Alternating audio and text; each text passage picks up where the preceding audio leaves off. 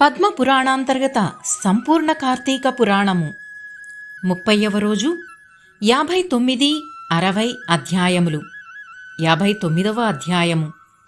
ఓ సూత మహర్షి, రావి చెట్టును శనివారం నాడు తప్ప ఇతర రోజులలో తాకరాదంటారు. ఎందుకు? అది శనివారం మాత్రమే ఎందుకు పూజార్హమైనది అని అడిగిన మునులకు సూత మహర్షి ఇట్లు చెప్పసాగారు. జ్యేష్ఠాదేవి ఉనికి. పూర్వం దేవతలు, రాక్షసులు క్షీరసాగర మదనం చేస్తున్నప్పుడు అందులో నుండి లభించిన వాటిలో లక్ష్మిని, కౌస్తుభాన్ని శ్రీహరి తీసుకొనగా మిగిలిన వాటిని దేవతలందరూ తీసుకున్నారు. లక్ష్మీదేవి యొక్క అపురూప సౌందర్యానికి ఆకర్షింపబడిన శ్రీహరి ఆమెను వివాహం మాడదల్చారు. కాని శ్రీదేవి అందుకు అభ్యంతరం చెబుతూ, ఓ కేశవా, నాకు జ్యేష్ఠురాలైన ఒక అక్క ఉన్నది. అక్కకు వివాహం కాకుండా కనిష్ఠురాలినైనా నేను వివాహం చేసుకోవడం మంచిది కాదు. కనుక ముందు ఆమెకు వివాహం జరిగిన తర్వాత మన వివాహానికి అంగీకరిస్తాను అంది. సరేనన్న విష్ణుమూర్తి లక్ష్మీదేవి అక్కగారైన జ్యేష్ఠాదేవిని ఉద్దాలక మహర్షికిచ్చి వివాహం జరిపించాడు.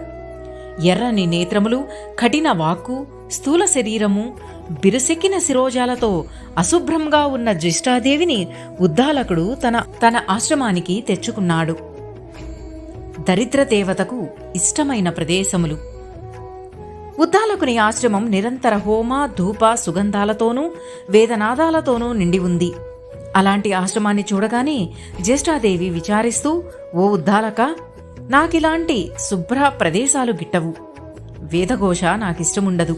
యజ్ఞయాగాదులు నిర్వహించబడే ప్రదేశాలు, అతిథులను పూజించే ప్రదేశాలు, అన్యోన్య రాగాలతో ఉండే భార్యాభర్తలున్న చోట, పితృదేవతలు పూజింపబడే స్థలాలందును, నీతి కోవిదులు, ధర్మపరులు, ఉద్యోగస్తులు, ప్రేమపూరితంగా మాట్లాడే వారి అందును, గురువులను పూజించు వారి వద్దను నేను నివసించను.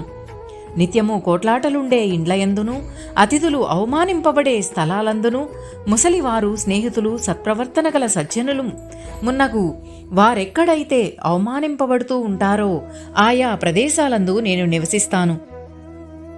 కళ్ళు త్రాగువారు, గోహంతకులు, బ్రహ్మహత్యాది పాపములు చేయు వారి వద్ద నేనుండెదను అని చెప్పింది. 59వ అధ్యాయము సమాప్తము. 60వ అధ్యాయము. జ్యేష్ఠాదేవి శాశ్వత నివాస స్థానము. తన భార్య అయిన జ్యేష్ఠాదేవి మాటలను విన్న విధాలకుడు ఒకంత విస్తుపోయాడు, బాధపడ్డాడు. ఓ జ్యేష్ఠ, నీవెక్కడుండాలో నిర్ణయించి వస్తాను. అప్పటి వరకు నీవీ రావి చెట్టు మొదట్లోనే ఉండు అంటూ ఉద్దాలకుడిటో వెళ్ళిపోయాడు. భర్త ఎంతసేపటికీ రాకపోయేసరికి జ్యేష్ఠాదేవి దుఃఖించినదై పెద్దగా రోదించసాగింది. జ్యేష్ఠ బిగ్గరగా ఏడ్వడం వైకుంఠంలో ఉన్న లక్ష్మీనారాయణలకు వినపడింది. అంతటా లక్ష్మీదేవి, నాథా, నా అక్కగారైన జ్యేష్ఠాదేవి రోదిస్తున్నట్లున్నది. మీరు పోయి ఒకంత ఊరడించండి అంది. అంగీకరించిన అచ్యుతుడు లక్ష్మీదేవితో సహా జ్యేష్ఠాదేవి వద్దకు వచ్చాడు. జరిగిన విషయాన్ని తెలుసుకున్న నారాయణుడు, ఓ జ్యేష్ఠ, ఈ రావి చెట్టు నా అంశతోనే ఉంటుంది. కనుక నీవు దీని మొదట్లోనే స్థిర నివాసం ఏర్పరచుకో. ప్రతి సంవత్సరము నిన్ను పూజించు వారింట లక్ష్మి నివసిస్తూ ఉంటుంది అని చెప్పాడు. అందుచే శనివారం నాడే రావి చెట్టును పూజించాలి. ఎవరైతే ప్రతి శనివారం రావి చెట్టును షోడశోపచార విధిని పూజిస్తారో వారింట నేను గలగల్లాడుతూ ఉంటాను అంది లక్ష్మీదేవి. శ్రీహరి కూడా అట్లే అనుగ్రహించాడు. ఓ మునులారా, ఈ కార్తీక మాస మహాపురాణమును శ్రీకృష్ణుడు సత్యభామకు చెప్పాడని నారదుడు పృథుచక్రవర్తికి విన్నవించాడు. ఎవరైతే ఈ కార్తీక మాస మహాపురాణాన్ని చదువుతారో, వింటారో, వినిపిస్తారో వారందరూ ఆచరించిన వారితో సహా పుణ్యలోకాలను పొందగలరు. సమస్త పాపాల నుండి విముక్తులై వైకుంఠ ప్రాప్తి నొందగలరు అని సూత మహర్షి ఋషులకు వివరించారు. 60వ అధ్యాయము సమాప్తము. ఓం నమః శివాయ. పోలిస్వర్గం విశిష్టత. కార్తీక మాసం ప్రారంభమైన శుక్లపాడ్యమి నుండి ప్రతిరోజు కార్తీక దీపారాధన చేసి కార్తీక మాసం ఆఖరి రోజు అనగా మార్గశిర శుక్లపాడ్యమి గడియలో చేయు దీపారాధనను పోలిస్వర్గం దీపారాధన అంటారు. ఇందుకు సంబంధించిన ఇతిహాసం. పూర్వం వారణాసి ప్రాంతంలో విశాల నగరంలో రజకమ్మ అనబడే రజక చాకలి స్త్రీ ఉండేది. ఆమెకు 7 కుమారులు, వారందరికీ వివాహాలయ్యాయి. ఆఖరి కోడలు దైవభక్తి కలిగి పెద్దల పట్ల గౌరవంగా ఉండేది. ఇంటిలోని వారంతా పూజలు చేసేవారు గాని ఏకాగ్రత భక్తి ఉండేది కాదు. ఆఖరు కోడలు పోలమ్మ ఎవరికీ తన వల్ల ఏ విధమైన ఇబ్బంది రాకుండా పనులన్నీ తానే చేస్తూ వినయంగా ఉండేది. కార్తీక మాసం వచ్చిన నాటి నుండి అత్తాకోడళ్ళు అంతా నదీ స్నానానికి వెళ్లేవారు.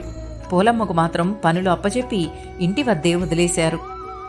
పోలమ్మ ఇంటి దగ్గరే స్నానం చేసి పెరటలోని పత్తిని తెచ్చి పత్తి వత్తి చేసి వెన్నతో దీపారాధన చేసేది.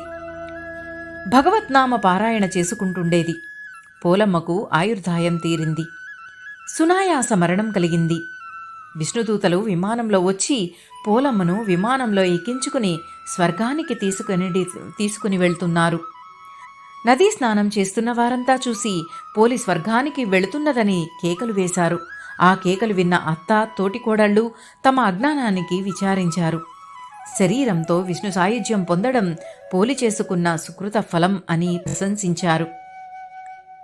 నాటి నుండి కార్తీక బహుళ అమావాస్య పోలి స్వర్గానికి వెళ్లిన రోజుగా ప్రశస్తమయ్యింది. తులసీ మహత్యము. తులసీ వ్రతము అమోఘమైన ఫలితాన్ని కలిగించు దివ్యవ్రతము. తులసీ దళమునందు పుష్కర తీర్థము, గంగానది పుణ్యనదుల పవిత్ర ఉదకాలు.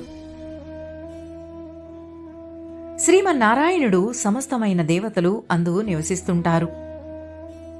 ఘోర పాపములు ఎన్ని చేసిన వాడైనా తులసి మృతికను పూసుకుని చనిపోయినచో వానిని దూరం నుండి కూడా యమదూతలు చూడజాలరు. కేశవుని గాని శివుడిని గాని తులసి గుత్తులతో పూజించినచో పునర్జన్మ కలగదు. కార్తీక మాసంలో 1,00,000 తులసీదళ వ్రతమును ఆచరించి శ్రీహరిని పూజించు వారికి సమస్త సంపదలు సమకూరును.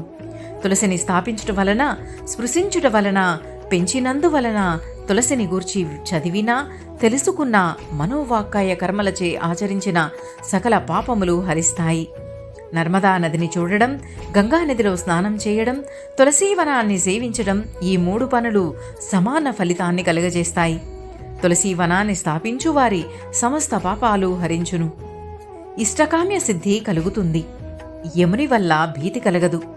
యజ్ఞాలు, యాగాలు, పూజలు, వ్రతాలు సమస్తం కార్తీక మాసంలో చేయుటం వలన రెట్టించిన పుణ్యాన్ని కలగజేస్తాయి. తీర్థయాత్రలు దేహాన్ని, మనసును పునీతం చేస్తాయి. వీటి వల్ల కలుగు పుణ్యఫలం అనంతం. కార్తీక మాస ద్వాదశి తిథియందు తులసీ దళములతో పూజలు చేయనివారు చేయు పనులు నిరర్ధకములు, నిష్ఫలములు. అట్టి అజ్ఞానులు ఘోర నరకములు పాలగుదురు. అట్ల నర్చుట ప్రథమమగును. నారాయణ సన్నిహితుడగు భక్తుడు, విప్రుడు శ్రీమన్నారాయణాంశ సంభూతులగుట వలన వారిని పూజించుట పుణ్యప్రదము. తులసీమాల గాని, ధాత్రిమాల అనగా ఉసిరిమాలను గాని ధరించుట శ్రేష్టము. అట్టివారు కొన్ని వేల కోట్ల సంవత్సరముల స్వర్గమునందు నివసించెదరు. ఈ మాలలను దానం చేసినా, ధరించతలచిన తులసీదేవిని, శ్రీహరిని స్మరించవలెను. సమస్త పుణ్యాలను కలగజేసి సర్వ పాపాలనీ హరించును ఈ తులసీదళం. వనభోజన విధి. కార్తీక మాసంలో ధాత్రి అనగా ఉసిరి చెట్టు చెంత శ్రీ విష్ణు భగవానుని అర్చించిన వారి పుష్ప సంఖ్యను అనుసరించి అన్ని అశ్వమేధ యాగములు చేసిన ఫలితమును పొందగలరు. కార్తీక మాసంలో ఉసిరి చెట్టు గల తోటయందు శ్రీ విష్ణువును పూజించి భక్ష్య, భోజ్య, పంచభక్ష పరమాన్నములు నివేదించి బ్రాహ్మణులతోనూ, బంధువులతోనూ, మిత్రులతోనూ భుజించవలెను. కార్తీకంలో ఉసిరి చెట్టు చెంత శ్రీ మహావిష్ణు పూజను గావించిన సమస్త క్షేత్రములందు శ్రీ మహావిష్ణువును పూజించిన ఫలితము ప్రాప్తించును. సంవత్సరంలో ఏ మాసమునందైనను ద్వాదశి తిథియందు తులసీపత్రిని, కార్తీక మాసంలో నెల 30 రోజులు ఉసిరిక పత్రిని కోయువారు ఘోర నరకములను అనుభవింతురు. ఓం నమః శివాయ. కార్తీక పురాణము సమాప్తము.